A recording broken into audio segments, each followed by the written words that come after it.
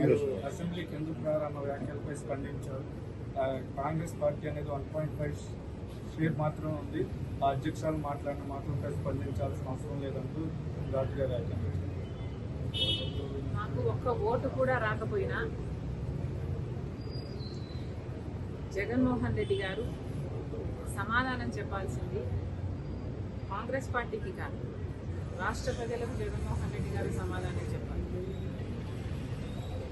మాకు ఎన్ని ఓట్లు వచ్చాయి అన్న విషయం పక్కన పెడితే జగన్మోహన్ రెడ్డి గారికి అయితే 38% ఓట్లు వచ్చాయి కదా. జగన్మోహన్ రెడ్డి గారి పార్టీకి 11 సీట్లు అయితే వచ్చాయి కదా. మరి ఎందుకు అసెంబ్లీకి వెళ్ళటం లేదు? మీరు ఎమ్మెల్యేలుగా ఉంటే మెంబర్ ఆఫ్ లెజిస్లేటివ్ అసెంబ్లీ మెంబర్స్గా ఉండి మీరు ఎందుకు వెళ్ళటం లేదు? వెళ్ళటం లేదు కాబట్టి రాజీనామా చేయండి అని మేము డిమాండ్ చేస్తే ఆ ప్రశ్నకు సమాధానం ఇవ్వకుండా మేము ఇన్సిగ్నిఫికెంట్గా అన్నట్టు మాట్లాడారు జగన్మోహన్ రెడ్డి గారు. జగన్మోహన్ రెడ్డి గారికి సూటి ప్రశ్న, మాకు ఎక్కువ ఓట్లు రాలేదంటున్నారు. సరే, మీకు 38% ఓట్లు వచ్చాయి. మరి వచ్చి కూడా మీరేం చేస్తున్నారు? దాంతో 11 సీట్లు గెలిచి కూడా మీరేం చేస్తున్నారు? దాంతో మీకు మాకు ఏమిటి తేడా? మాకు ఓట్లు రాలేదు కాబట్టి మేము అసెంబ్లీకి వెళ్ళలేదు. మీకు ఓట్లు వచ్చినా 11 సీట్లు గెలిపించినా జగన్మోహన్ రెడ్డి గారు అసెంబ్లీకి వెళ్ళకపోతే మాకు ఆయనకు ఏమిటి తేడా? ఆయనకైనా ప్రజలు 38% ఓట్లు ఎందుకు ఇచ్చినట్టు? జగన్మోహన్ రెడ్డి గారు దానికి సమాధానం చెప్పాలి. కాంగ్రెస్ పార్టీ ఒక జాతీయ పార్టీ. జగన్మోహన్ రెడ్డి గారు పుట్టక ముందు నుంచి ఉంది కాంగ్రెస్ పార్టీ. అలాంటి కాంగ్రెస్ పార్టీని ఈరోజు చిన్న చేసి మాట్లాడుతున్నారు. ఏ కాంగ్రెస్ పార్టీ అయితే రాజశేఖర రెడ్డి గారు సేవ చేశారో, ఏ పార్టీలో అయితే రాజశేఖర రెడ్డి గారు ముఖ్యమంత్రి 2 సార్లుగా అధికారం చేపట్టి ఆఖరికి తన ప్రాణం కూడా ఏ పార్టీలో అయితే త్యాగం చేశారో ఆ కాంగ్రెస్ పార్టీ గురించి జగన్మోహన్ రెడ్డి గారు చాలా చిన్న చేసి మాట్లాడారు. అయా జగన్మోహన్ రెడ్డి గారు, మీరు పుట్టక ముందు నుంచి ఉంది కాంగ్రెస్ పార్టీ. అలాంటి కాంగ్రెస్ పార్టీ గురించి మాట్లాడే అర్హత మీకు లేదు. మీరు మాట్లాడదలుచుకుంటే మీ పార్టీ గురించి మాట్లాడండి, వైసీపీ గురించి మాట్లాడండి. వైసీపీ ఏం చేసిందో చెప్పండి. మీరు పూర్తి మద్యపాన నిషేధం అని చెప్పి మోసం చేశారు. రైతులకు 3,000 కోట్ల ధర స్థిరీకరణ నిధి ఇస్తాము ప్రతి సంవత్సరము అని మోసం చేశారు. మెగా డిఎస్సీ అని మోసం చేశారు.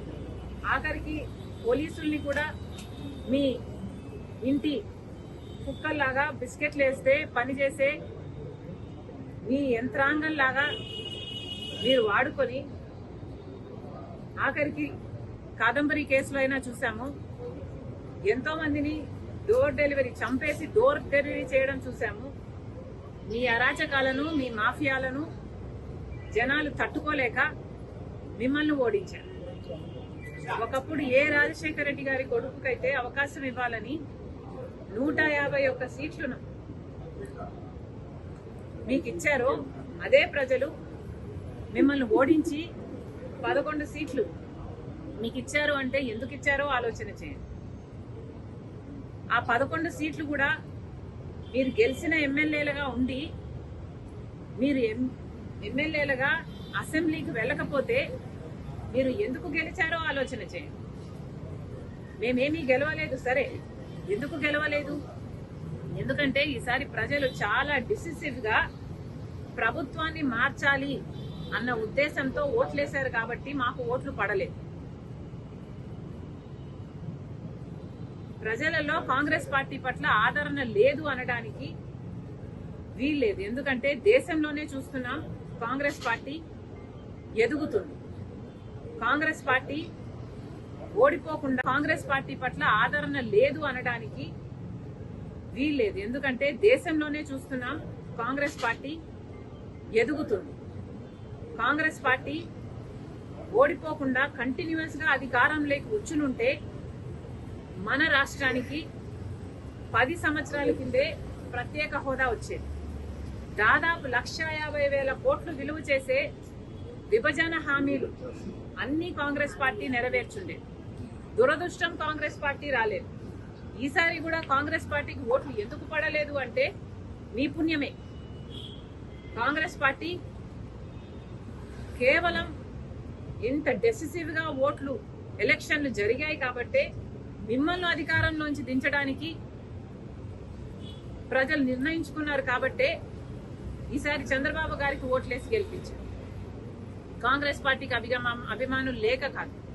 మళ్ళీ చెప్తున్నాం, జగన్మోహన్ రెడ్డి గారు నిన్న ఏదైతే బడ్జెట్ మీద ప్రెస్ మీట్ పెట్టి చెప్పారో వాస్తవానికి అది అసెంబ్లీలో ఫ్లోర్ ఆఫ్ ద హౌస్ మీద జగన్మోహన్ రెడ్డి గారు మాట్లాడాల్సిన విషయాలు. మరి జగన్మోహన్ రెడ్డి గారు అసెంబ్లీలో మాట్లాడకుండా ప్రెస్ మీట్ లో చెప్తే మేము అంతకంటే ముందు అంతకంటే బాగా ప్రెస్ మీట్ పెట్టి చెప్పారు బడ్జెట్ గురించి. మరి మాకు జగన్మోహన్ రెడ్డి గారికి ఏమిటి తేడా? ఓట్లేసి గెలిపించారు, మీకు 38% ఉంది అని గొప్పలు చెప్పుకుంటున్నారే, అది కూడా ఉండేటట్టు మిగుల్చుకునేటట్టు మీరు వ్యవహరించటం లేదు, ప్రవర్తించటం లేదు. మళ్ళీ జగన్మోహన్ రెడ్డి గారికి చెప్తున్నాం, ఇన్సిగ్నిఫికెంట్ పార్టీ మాది కాదు, ఇన్సిగ్నిఫికెంట్ పార్టీ మీది, వైసీపీది. వైఎస్ఆర్ లేని వైసీపీది, ప్రజాక్షేమం లేని వైసీపీ. మళ్ళీ చెప్తున్నాం, వైసీపీ లీడర్లకు, జగన్మోహన్ రెడ్డి గారికి, మీరు మెంబర్స్ ఆఫ్ లెజిస్లేటివ్ అసెంబ్లీ, అందుకనే ప్రజలు మిమ్మల్ని గెలిపించారు. మీకు అసెంబ్లీకి పోయే ధైర్యం లేకపోతే రాజీనామాలు చేయండి. రాజీనామాలు చేసి మళ్ళీ కావాలంటే రెఫరాండంకి ప్రజల దగ్గరికి వెళ్ళండి. రెఫరాండం కోసం ప్రజల్ని అడగండి.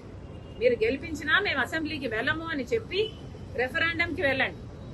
అప్పుడు మీరు గెలుస్తారో లేదో, ఇన్సిగ్నిఫికెంట్ పార్టీ ఎవరిదో, అప్పుడు ఇంపార్టెంట్ పార్టీ ఎవరిదో ప్రజలు ఏం నిర్ణయిస్తారో అప్పుడు కదా తెలియదు. సిగ్గుండాలి కదా. మెంబర్స్ ఆఫ్ లెజిస్లేటివ్ అసెంబ్లీ అయ్యుండి మీరు అసెంబ్లీకి పోము అంటే మూర్ఖత్వం కాకపోతే ఏమిటండి ఇది? దానికి వల్ల వచ్చే మాటలే ఇవి. మళ్ళీ చెప్తున్నాం, పోలీస్ డిపార్ట్మెంటు సోషల్ మీడియాలో వస్తున్న బూతుల గురించి, సోషల్ మీడియాలో అవాస్తవాలు రాస్తున్న వాళ్ళ గురించి, సోషల్ మీడియాలో మహిళలను చిన్న చేసి అవమానించి చేస్తున్న పోస్టుల గురించి పోలీసులు ఇంతే కాదు, ఇంకా అరెస్ట్ చెయ్యని వాళ్ళను కూడా చేయాలి. చెయ్యని వాళ్ళను కూడా చేయాలి. ఏ పార్టీకి సంబంధించినా పర్వాలేదు, ఆఖరికి వైసీపీ అయినా, టీడీపీ అయినా, కాంగ్రెస్ పార్టీ అయినా పర్వాలేదు. అసభ్యకరంగా ఎవరు పోస్టులు పెట్టినా కూడా పోలీస్ డిపార్ట్మెంట్ చర్యలు తీసుకోవాలి, వాళ్ళని అరెస్ట్ చేయాలి అని కాంగ్రెస్ పార్టీ డిమాండ్ చేస్తుంది. ఇది ఒక పొలిటికల్ ఇష్యూ కాదు, ఇది ఒక సోషల్ ఇష్యూ. కాబట్టి